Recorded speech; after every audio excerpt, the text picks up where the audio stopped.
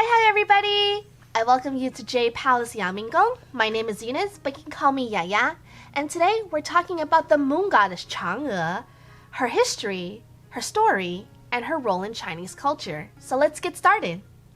Our story begins with Jing, the same Jing in 10 Miles of Peach Blossom, but unfortunately here he's not married to Bai Fengzhou, played by the beautiful Di Laba. No, here he is married to He, and she bore him 10 sons. Sons like the fireball in the sky, but also sons like male progeny, so 10 sons.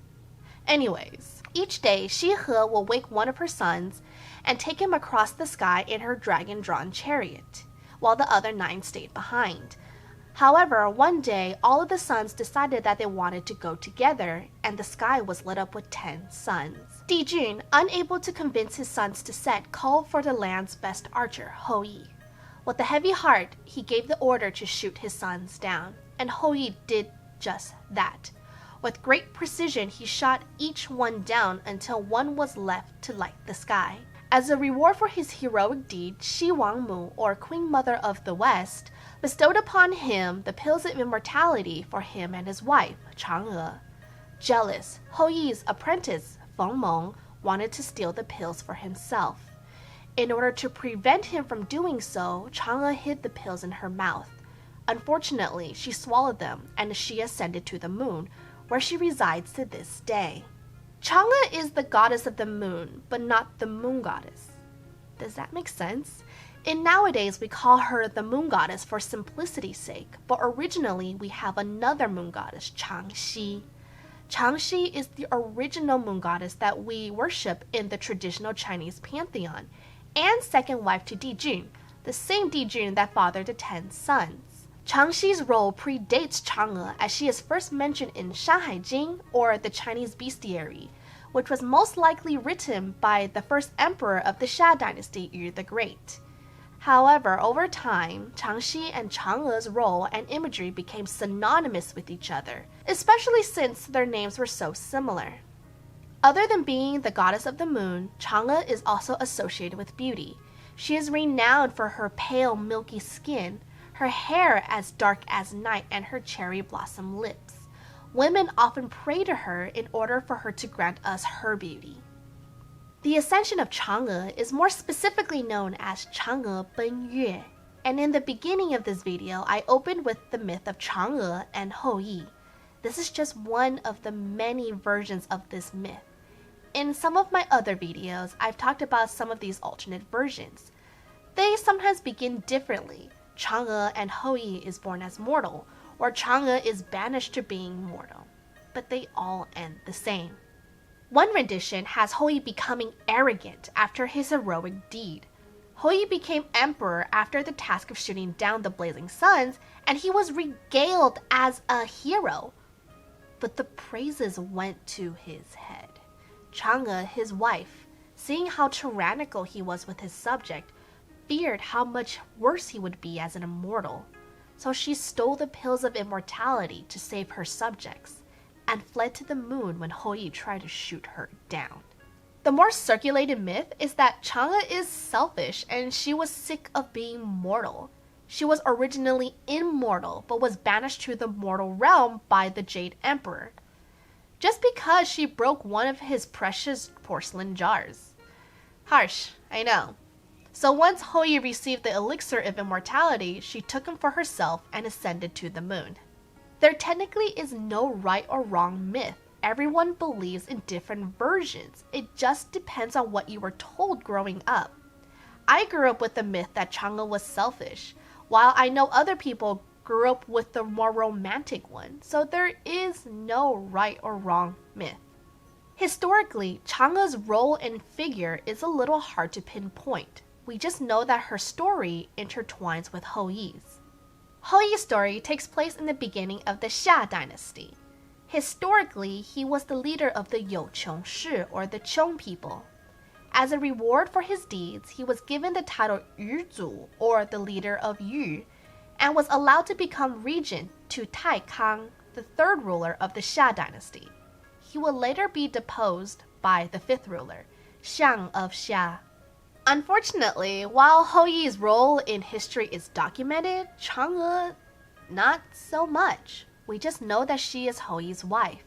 But even though her historical documentation isn't the best, we do see depictions of her myth as early as the Zhou dynasty. In Guichang, a divination text from the Zhou dynasty, it mentions that Chang'e took the Western Queen's mother's medicine of immortality and ate it, and subsequently fled to the moon, becoming the essence of the moon. I mentioned earlier that Chang'e and Changxi basically became the same figure due to similarities in names and roles. But Chang'e wasn't always her name. Prior to the Han Dynasty, Chang'e's name was actually Heng'e. So in ancient Chinese culture, we have this rule where an emperor's name needs to be unique. No other figure or person can have the same character as his name. So the change of name from Heng'e to Chang'e was because it bore the same character as Emperor Liu Heng of the Han Dynasty.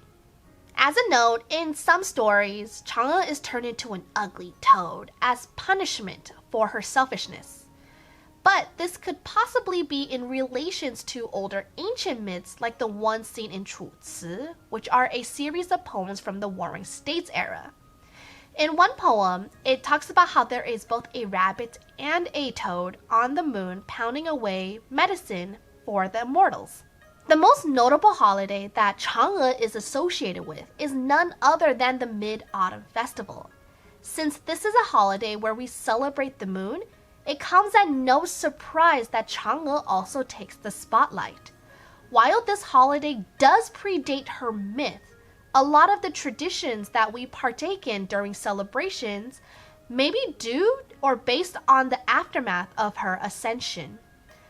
After Chang'e flew to the moon, Hou-Yi missed her night after night. He would lay out all of her favorite treats like rice cakes out on a table.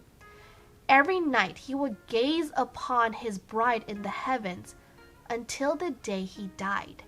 And this is why we still leave out offerings for her during the Mid-Autumn Festival.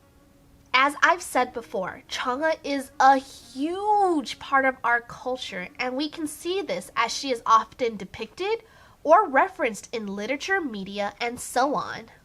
In 西游记, or The Journey to the West, one of the main characters, Zhu Bajie the pig, was once a general underneath the Jade Emperor.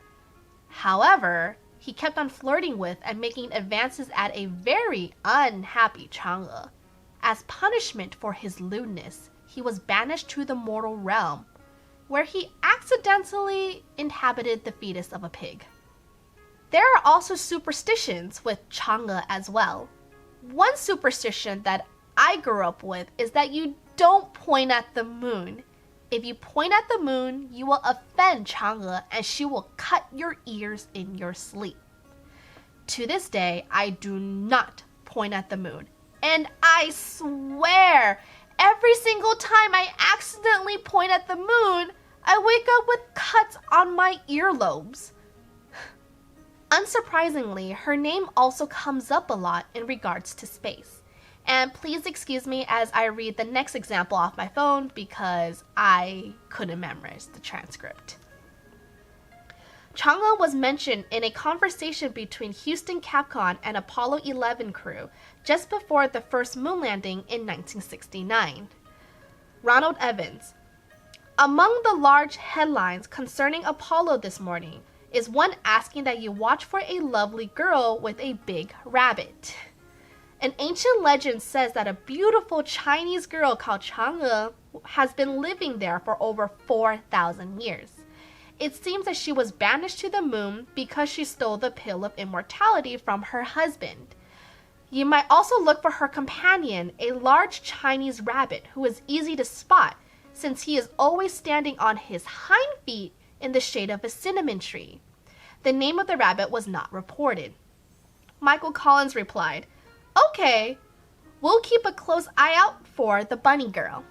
There is a crater on the moon named Chang'e, and China even named 3 lunar probes after her, Chang'e 1, Chang'e 2, and Chang'e 3 respectively. Recently, we also have her story featured in Netflix's new movie Over the Moon. This movie revolves around the myth of Chang'e, as we have the main character Feifei traveling to the moon to prove the existence of Chang'e in hopes that her father doesn't remarry. This is a great movie and I recommend you guys go watch it. I also have a video where I reviewed this movie and broke it down, so please check it out as well. So what do you think? What are some of your cultural figures that represent the moon? And do they bear any similars to Chang'e? Please leave a comment down below because I would love to hear them. And also let me know what topics you would like to see me cover in the future. And if you enjoyed this video, please hit that like button or subscribe to Jade Palace Yangminggong. I would very much appreciate it. And until next time, 再见啦，拜拜。